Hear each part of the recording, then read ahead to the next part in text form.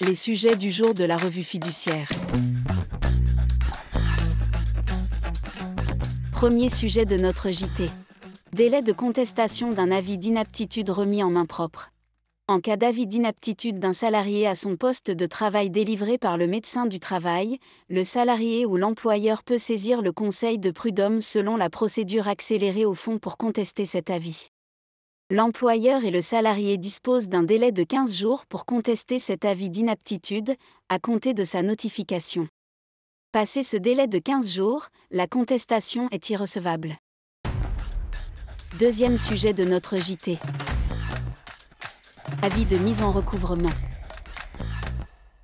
L'administration fiscale est susceptible d'adresser un avis de mise en recouvrement, AMR, aux personnes n'ayant pas spontanément payé tout ou partie de leur impôt dans le délai légal.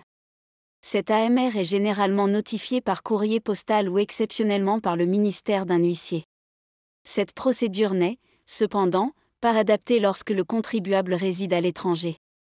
C'est la raison pour laquelle les services fiscaux ou des douanes peuvent dorénavant avoir recours à des prestataires autres que la Poste, dès lors que la procédure est sécurisée et permet d'apporter la preuve de la présentation ou de la réception de l'AMR par son destinataire.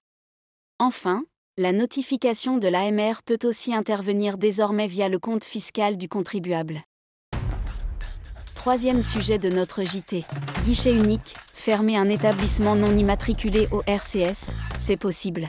Depuis la création du guichet unique, quelques difficultés pratiques ont émergé. Parmi elles figure l'impossibilité pour certains établissements de fermer.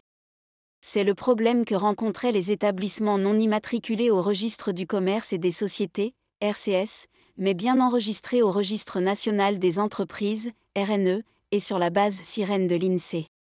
En effet, leur demande de fermeture était formulée sur le guichet unique et automatiquement transmise au greffe du tribunal de commerce. Mais, comme l'établissement n'était pas immatriculé au RCS, le greffe répondait ne pas connaître l'établissement et rejetait la demande. L'établissement ne pouvait donc pas être fermé puisqu'aucune procédure alternative n'était proposée. Face à cette situation, le collège stratégique a ajouté un nouveau motif de rejet au guichet unique, le « rejet pour non-inscription au RCS ». Ce motif entraîne désormais automatiquement la cessation de l'établissement dont la fermeture est demandée aux sirènes et au RNE. Pour rappel, le collège stratégique fait partie de la nouvelle gouvernance mise en place pour améliorer l'utilisation du nouveau guichet unique. Il émet des avis pour piloter le traitement des formalités et répondre à certaines difficultés pratiques auxquelles les utilisateurs peuvent être confrontés.